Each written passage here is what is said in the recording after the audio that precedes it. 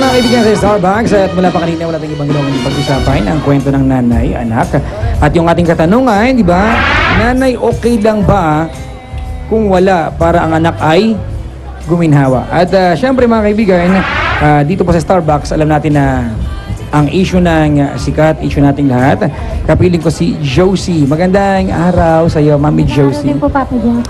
Mami Josie, ang usapan natin ngayon ay paglalayo ng anak sa nanay. 10 taon na nakakaraan, isang dekada, di ba? Opo. Nagdaan ka sa matinding hirap ng buhay. Opo. At nagawa mong ipampon Opo. ang iyong panganay na anak Opo. sa iyong best friend. Opo.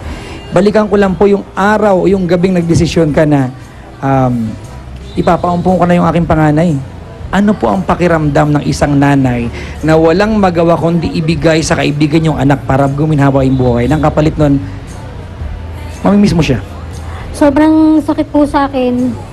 Pero lahat yung tiniis ko dahil para sa anak ko rin naman po yung iniisip ko. Dahil po dun sa best friend ko, sa tingin ko, mas mapapaganda yung buhay niya. Ilan taon po yung anak mo nung iniwan mo sa kaibigan? 4 years old. 4 na to. Opo. Paano ka nagpaalam sa kanya? Ano yung dialogue mo sa ano hindi niya mo? Sabi ko, pasensya ka na. Kahit na hindi ko gustong magkahiwalay tayo, hindi naman kita ipamimigay dahil lang sa kagustuhan ko. Para naman sa kanya yun eh. Kaya ako nagawa yun. Meron bang mga binitawang linya yung anak mo kahit na 4 taong gulang siya nun? O tinignan ka lang niya? Tinignan lang ako. Baka akala niya, aalis ka lang, mamamalengke ka lang, hindi ka na bumalik. Ano po yung balak mo nun? Talagang iwanan siya na hindi na makita o naging biktima ka lang ng pagkakataon? Kasi ang balita po namin sa Starbucks ay hindi ka na nakadalaw ulit dahil nahiya ka na. Opo. Kasi gustuin ko man siyang dalawin. Hindi ko na rin magawa kasi unang-una nahiya na ako doon sa best friend ko na pinaganoon ko. Dahil wala man lang ako may bigay na kahit na ano. Hindi ka po ba nagtataka baka sa hiwaga ng buhay, baka nagkatabi na kayo sa jeep ng anak mo? Alam mo pa po ba kung ano itsura ng anak mo?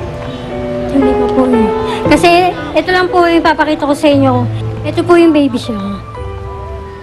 Tapos 1 year old. Kung makakasalubong mo anak mo ngayon mami sa ganitong iniwan mo siya, halos ganito siya kalaki, mas malaki ng bagya, makikilala mo po kaya siya? Halos araw-araw dinadasal ko na sana minsan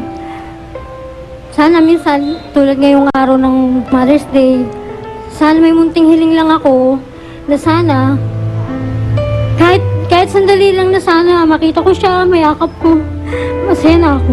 Halimbawa lang po, gumaan-gaan lang kung anong meron sa dibdib mo ngayon. Anong sasabihin mo sa kanya? Sana kung naririnig niya ako, napapanood naman niya ako ngayon. Sana mapatawad niya ako. Hindi ko rin naman talagang ginustong ipamigay siya. Papa Jack, Mama. meron lang reaction yung mga yung mga katabi ko dito eh. Opo. Nag-iisa yung tinig nila na na kahit anong hirap na pinagdaanan nila, ito sila mga nahirapan din, di ba? Opo. Pero hindi daw nila maiisip na mag-give up ng anak, no? Hindi talaga. Kami, nagkahiwalay kami ng asawa ko doon sa Bicol. Dahil Bicolano siya. Pero, hindi ko pamigay anak ko. Dala-dala ko kahit saan ako magtrabaho. Josie, ano masasabi mo sa kanila para ipaintindi doon sa mga nanay na pere-pareho rin naman na dumadaan sa hirap, di ba? Kasi ang asawa ko, nagtitinda lang ng basahan. Iniisip ko, kakasya ba naman din sa parang araw-araw namin na panggastos yung kinikita niya dun. Eh, paano pa yung pag-aaral ng anak ko? Kaya yun lang umano sa isip ko na kawawa naman yung anak ko kung hindi man lang makakatikim ng tamang edukasyon.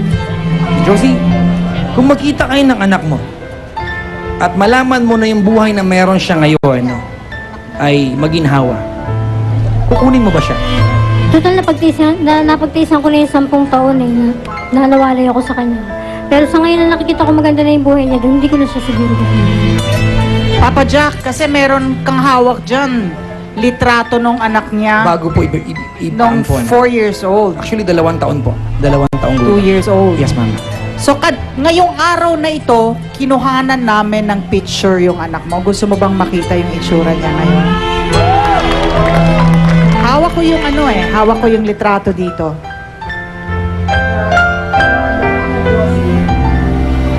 Eto siya ngayon, no?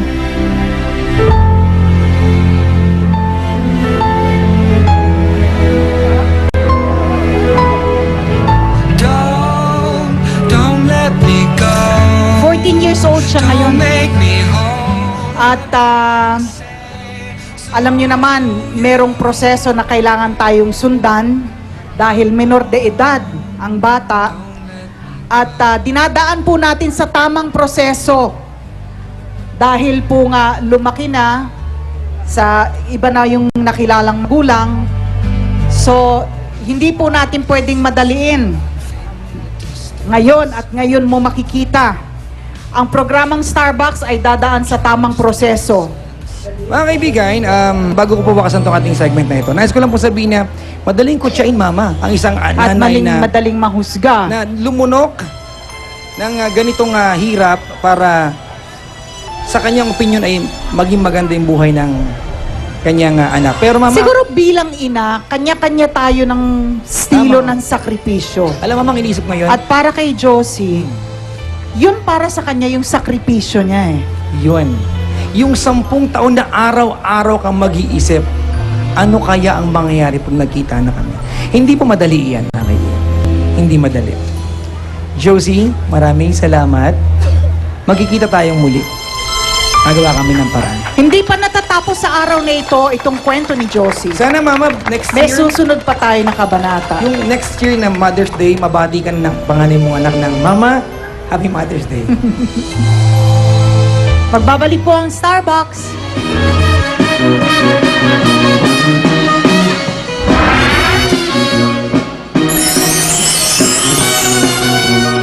Para sa lahat na